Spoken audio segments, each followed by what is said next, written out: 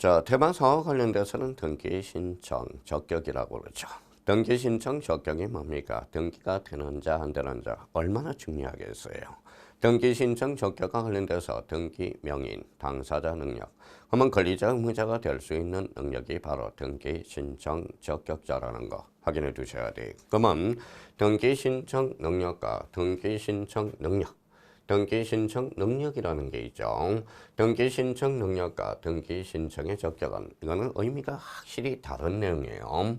등기 신청 적격이란 등기가 되는 자, 안 되는 자. 등기 신청 능력이라는 것은 등기소에 갈 수 있는 능력, 이걸 이야기하는 겁니다. 등기가 되는 자, 안 되는 자, 이거는 반드시 우리가 확인해 두셔야 돼요. 우리가 여기에 대해서 우리가 한번 봅시다. 다시 한번 우리가 비교를 해볼게요. 자, 등기 신청 능력과 등기 신청 적격과 관련돼서 자, 여기 부분에 대해서 우리가 태아를 우리가 두면 알 수 있을 거예요. 자, 유아가 태아가 아니라 유아를 이야기 한번 해보죠. 유아가 2살짜리라고 생각해 봅시다. 자, 그러면 유아 2살짜리는 등기소에 갈 수 있어요, 없어요? 없어요. 그렇죠?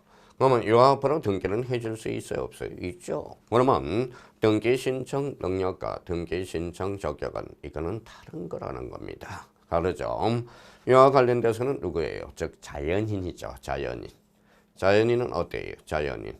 등기 신청 적격자가 될 수 있어요. 그러면 자연인만 있습니까? 법인도 있죠. 우리 인하면 우리 법학에서 인이라는 것은 자연인, 법인을 생각해 둘 필요가 있어요. 그러면 자연인과 법인은 모두 뭐가 된다? 등기 신청 적격자라는 걸 확인해 두셔야 돼요. 그러면 우리가 이 부분에 대해서 우리가 한번 보죠. 서울특별시입니다. 그러면 서울특별시 뭐예요? 두자로 번지만 요거는 법인이야. 법인 중에서도 즉 공법인입니다. 그러면 서울특별시 자체로 등기 신청 적격자가 될 수 있다라는 걸 확인해 둘 필요가 있다라는 겁니다. 그럼 여기에 대해서 그러면 등기 신청 능력과 등기 신청 적격과 관련돼서 우리가 구분이 될 거예요. 그러면 이 부분에 대해서 인정되는 경우에 대해서 대표적으로 몇 개 점검해 봅시다. 자연인이죠. 자연인, 법인 모두 인정이 되겠죠. 특히 이 부분에 대해서 권리능력 없는 사단, 재단과 관련돼서 특히 이 부분에 대해서 좀 특히 조심해야 돼요.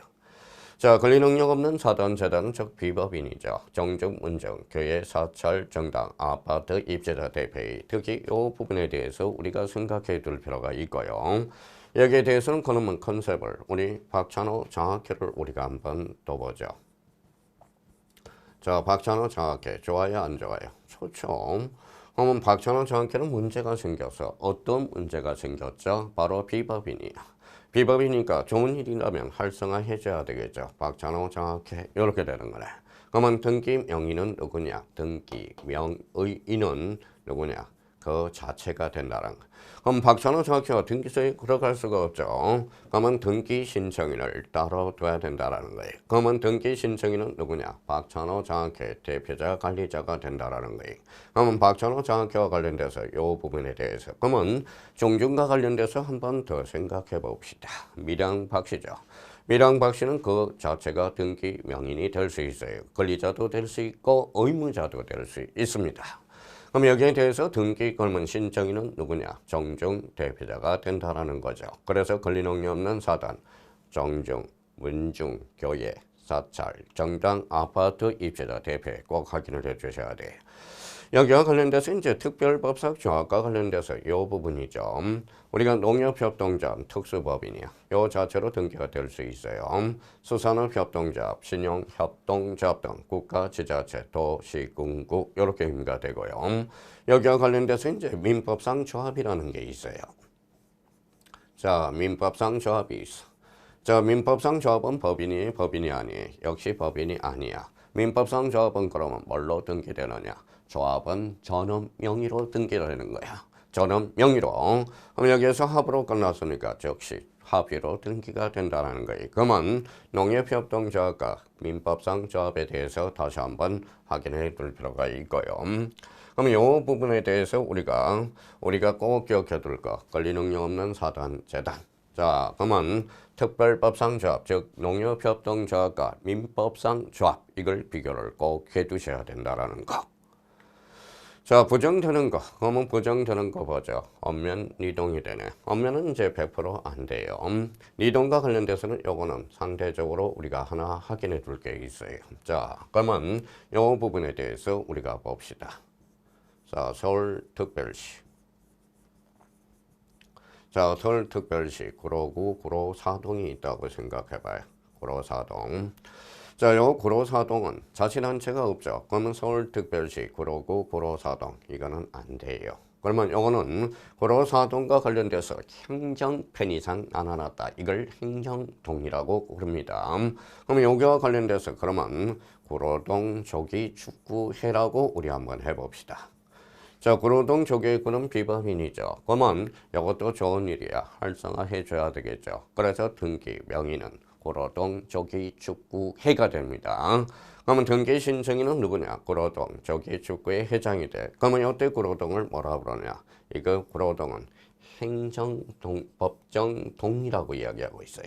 그럼 법정 동의와 관련돼서는 A적으로 등기가 된다라는 것. 그러면 서울특별시 구로구 구로사동. 구로사동은 행정 편의상 나눠놨다. 행정 동의가 되고요. 구로동 조기 축구회는 법정 동의가 됩니다. 그래서 특히 구로동 조기 축구회가 관련돼서는 박찬호, 장학회, 밀양, 박씨 이 두 가지 측면에서 우리가 같이 비교를 해둘 필요가 있어요.